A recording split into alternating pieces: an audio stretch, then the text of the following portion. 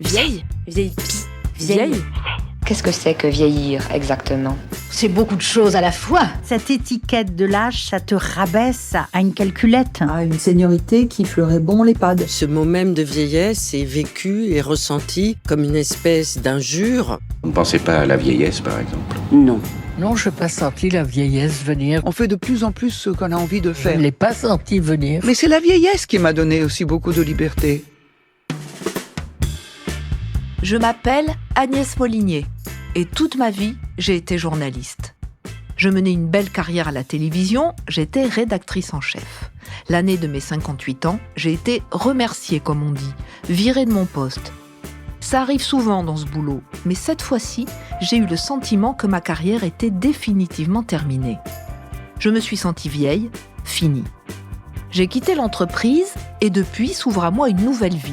C'est ce basculement que je veux vous raconter, ce moment où l'âge nous rattrape et paradoxalement nous libère.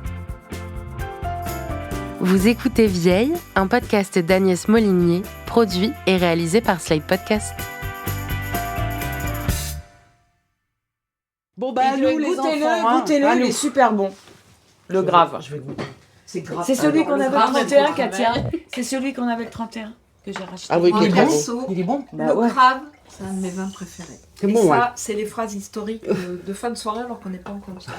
On n'est pas en fin de soirée. On a à peine commencé. J'ai un petit groupe d'amis de mon âge, des anciennes collègues, des copines. Et ce qu'on aime faire, c'est se retrouver pour dîner et refaire le monde. Et ce soir-là, je les invite à un dîner à thème, la vieillesse. Alors Sabine, par exemple. T'es pas content de nous voir. Vieillir, c'est bien, t'aimes bien. Mais comme tout le monde, moi j'aime pas vieillir non plus. Moi je t'ai dit, ça peut se résumer en 2 phrases, mon intervention. C'est nul de pas bosser, c'est nul depuis avoir 30 ans ou 20 ans. En fait, avec elle, j'aimerais comprendre à quel moment on se sent vieille, à quel moment, elles se sont senties vieilles, comment le monde du travail leur a fait sentir leur âge. Bon, Katia, ta journée était bien ? Toi qui travailles, dis-nous comment c'était une journée de travail. C'est un peu le bordel, mais... Le monde du travail a changé. On est peut-être en décalage, je pense. Alors peut-être qu'on est en décalage. Non, mais c'est on disait le côté technocrate et puis le côté post-it sur les murs, c'est insupportable. Alors moi, c'est pas que ça, c'est pas la façon de faire, etc. Mais c'est les réunions plus, tous les jours. En fait, je pense qu'on n'est plus dans les mêmêmes valeurs, en fait. Je vois, moi, il y a des jeunes filles qui travaillent avec moi. Oui. Certaines pourraient être mes filles, tu vois. 23 ans, oui. 23, 25, 30. Il y en a quand même un peu. Et ta conclusion, c'est quoi ? C'est plus le milieu dans lequel ont été élevés les enfants avec des parents, ou des oncles et tantes, j'en sais rien, la famille, qui leur ont inculqué des valeurs qui me semblent un peu identiques aux miennes. J'ai pas de soucis, pas trop grand-chose à leur dire, je les accompagne, il n'y a pas de soucis, tu vois. Et les autres, il faut ramer, il faut être un peu soit la CPE, soit la mère, ou l'instit. Alors, est-ce que tu sens... Enfin, est-ce qu'on te fait sentir que t'es âgé ? Non. Ah, moi, je l'ai senti. Hein. J'ai pas le truc, vous êtes vieux et tout. T'as l'impression que tu perds du terrain, en fait. Ouais. Oui.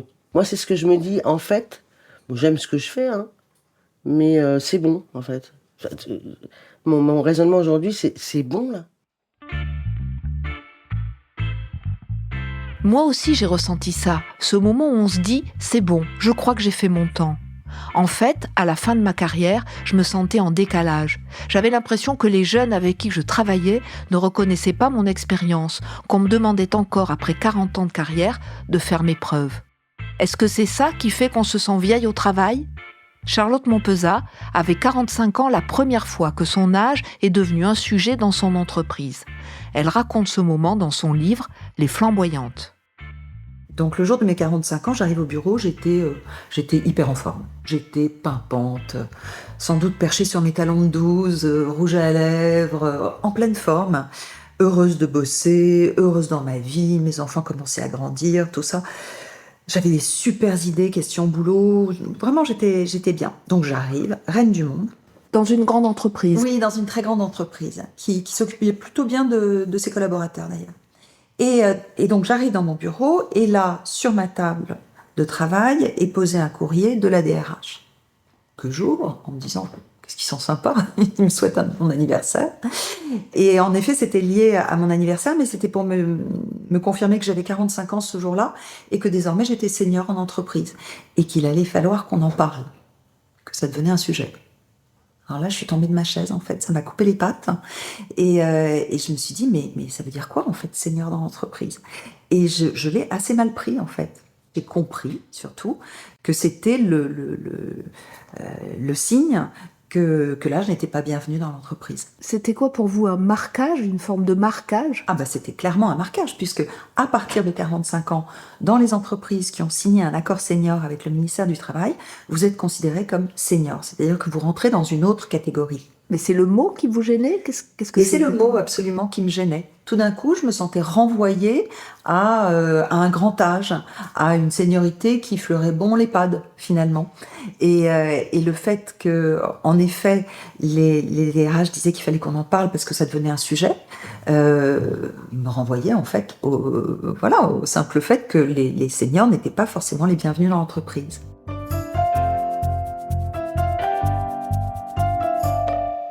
Selon l'INSEE, en France, en 2021, 28% des personnes de 61 ans n'étaient ni en emploi, ni à la retraite. Et ce sont majoritairement des femmes qui sont concernées. Est-ce que la peur d'être mise à l'écart pourrait faire que les femmes sont plus inquiètes que les hommes à l'idée de prendre de l'âge? Charlotte Montpezat s'est posé cette question des années après avoir reçu cette fameuse lettre lui annonçant son nouveau statut de senior. Quelques années plus tard, donc le sujet me travaillait, et donc j'ai commencé à faire des recherches et tout ça. Et je me suis rendu compte de cette problématique des salariés seniors en entreprise, qui avait vraiment une réalité. Et donc j'ai retrouvé la DRH qui m'avait envoyé ce message, et je lui ai dit, mais qu'est-ce qui vous est passé par la tête en fait? Ça a été un vrai choc de tout d'un coup de me sentir vieille en entreprise. Elle m'a expliqué l'histoire du ministère du Travail et de l'accord senior. Et elle m'a dit, mais surtout, ce qui était très intéressant, c'était de voir comment les hommes et les femmes réagissaient différemment.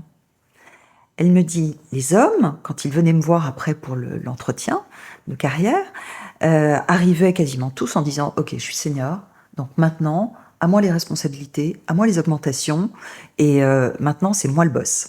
Et toutes les femmes arrivaient en disant...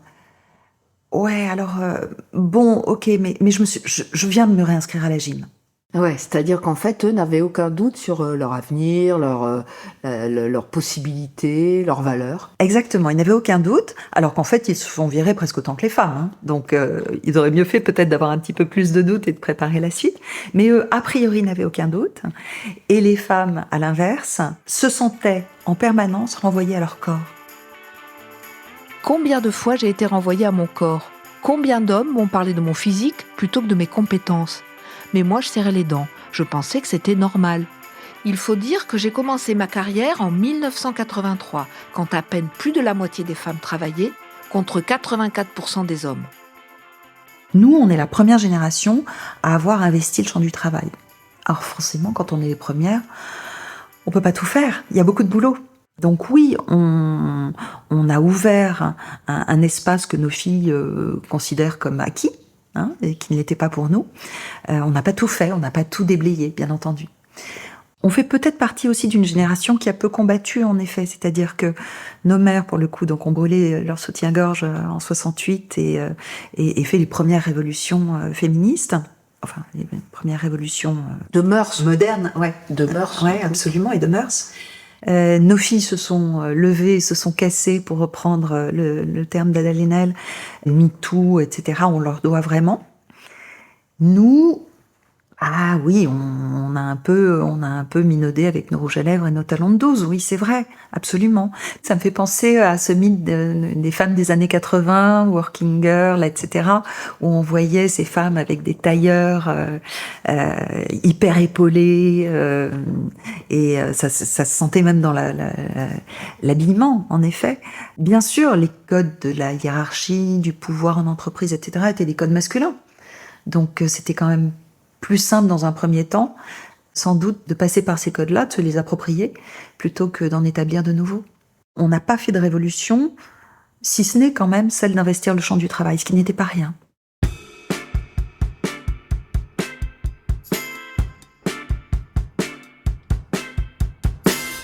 Je n'avais pas réfléchi à tout ça, mais je me rends compte que j'ai été féministe rien qu'en allant travailler, rien qu'en occupant des postes à responsabilité.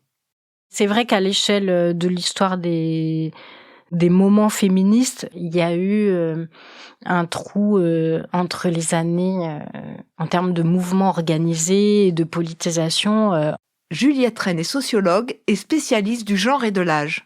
On a parlé de backlash dans les années 80, après donc les années 68 et la décennie 70, qui en gros à partir de 76-77, et puis avec l'élection, enfin pour la France, avec l'arrivée du Parti socialiste au pouvoir, il y a eu une espèce d'absorption aussi et de déradicalisation des mouvements de la décennie précédente, parce qu'il y a eu des réactions antiféministes, y compris à travers des nouvelles normes culturelles. Enfin, il y a quand même toute une culture dominante médiatique dans les années 80 qui est très antiféministe, une occultation totale dans la transmission des mémoires historiques à travers le système scolaire. Entre les années 80 et 2000, on n'apprend rien du tout de l'histoire des femmes et du féminisme, et les stéréotypes sont très négatifs sur les militantes ou sur celles qui revendiquent l'égalité, avec l'idée que l'égalité est acquise.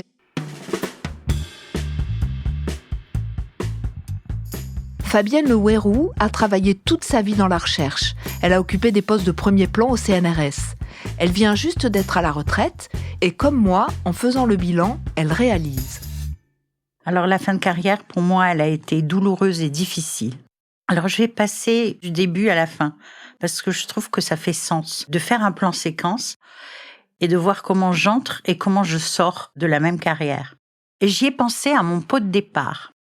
Et le jour de ce pot de départ, l'image que j'ai eue, c'est celle d'une jeune chercheuse en 1996 qui, le mois de son entrée au CNRS, se faisait agresser sexuellement par un vieux chercheur.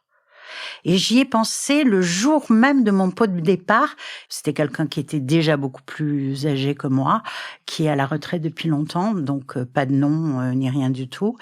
J'avais 30 ans, je savais me défendre, j'étais sportive, je lui ai mis une grosse claque. J'étais pas une petite fille de 14 ans, mais une femme dans toute sa puissance qui lui a mis une bonne claque. Il s'en est resté là, mais j'ai même pas pensé à porter plainte ni rien. Et d'ailleurs, le type ne s'est jamais excusé. Ça, par contre, je trouve que c'est un peu humiliant. Il ne s'est jamais excusé de ce qu'il a fait. Mais à l'époque, les hommes avaient parfois des gestes très déplacés et humiliants et ne s'excusaient jamais. Et puis, la fin de carrière, aussi, un autre type de harcèlement, mais pas un harcèlement de jeunes, un harcèlement qu'on a pour les vieilles. C'est-à-dire, quand est-ce que tu t'en vas? Quand est-ce qu'on pourra utiliser ton bureau? Tu t'en vas quand?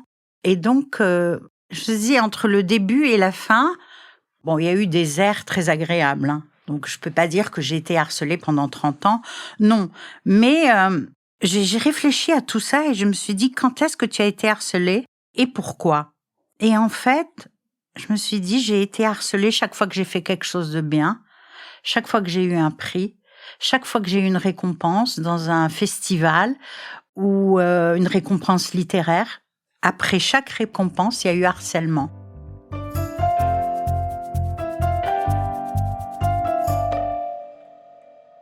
Depuis la longue histoire de l'accès des femmes à l'université, au diplôme et aux métiers diplômés, la question de la concurrence a été cruciale.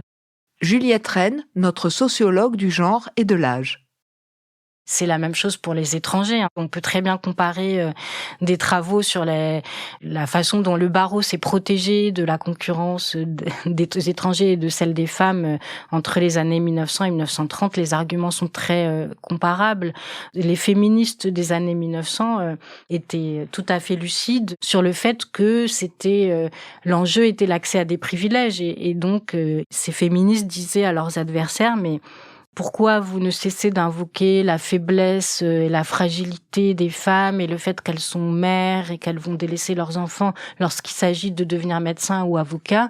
Et pourquoi vous êtes tout à fait indifférente aux ouvrières, aux marchandes ambulantes de fruits et légumes, aux porteuses de pain qui font des métiers de force de 4 heures du matin à 20 heures et qui laissent tout autant leurs enfants? Donc, il y a eu toujours des entourloupes, on pourrait dire, des façons détournées de la part d'une partie des hommes en place pour défendre la fermeture de ces métiers diplômés ou prestigieux, sans pouvoir énoncer de façon frontale la peur de la concurrence, puisque c'est pas des arguments discibles.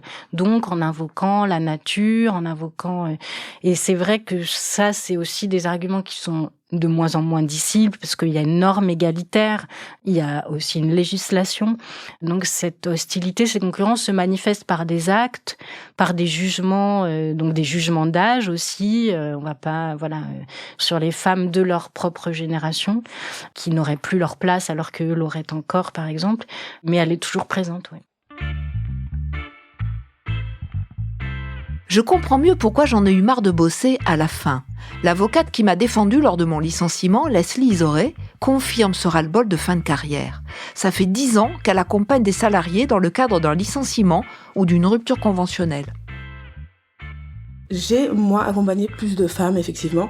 Donc oui, j'ai l'impression que les femmes partent plus tôt. Alors par envie, mais aussi à mon avis parce que elles sont peut-être un peu poussées plus tôt vers la sortie, et aussi parce que peut-être un peu trop d'épuisement, de lassitude, des situations qui ont pu se présenter. Et puis il y a la lassitude aussi, peut-être, de se rendre compte que quand on est une femme donc qui a eu une carrière quand même à partir, on va dire, des années 90, voire avant, évidemment qu'on était dans un monde professionnel très sexiste, qu'on n'a pas eu les mêmes opportunités que les hommes.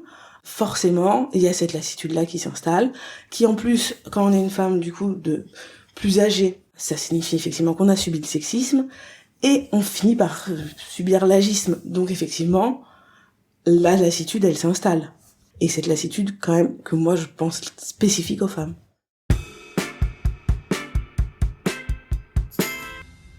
Qui aime vieillir ? Racontez-moi, qui aime vieillir ? Enfin, moi, je me pose pas la question. Acquisition de la sagesse. Moi, honnêtement, j'aurais aimé l'âge où j'ai maintenant, ou comment je suis maintenant. Dans ta tête. Avoir dans ma tête. Hein. Exactement, moi je suis pareil. Et avoir 40 ans, tu vois. Parce que moi, c'est j'ai physique, une espèce de sérénité. Dans ma tête, je sais que je suis jeune. Plus de ça recul, va, j'ai pas de problème. plus de contrôle de tes émotions. Mon corps. Partir en live, là, pour un oui, pour un non. Là, aujourd'hui, je suis bien, toi. Vous venez d'écouter le premier épisode de Vieille, un podcast d'Agnès Molinier, produit et réalisé par Slide Podcast. Direction éditoriale Christophe Caron, production éditoriale et prise de son Nina Pareja, montage et réalisation Aurélie Rodriguez. Retrouvez la suite sur Slate Audio et toutes vos plateformes d'écoute préférées. Merci à Sabine, Isabelle, Nat et Katia. Merci à Charlotte Montpezat, Juliette Rennes, Fabienne Leouérou et Leslie Isoré pour leur participation à ce podcast.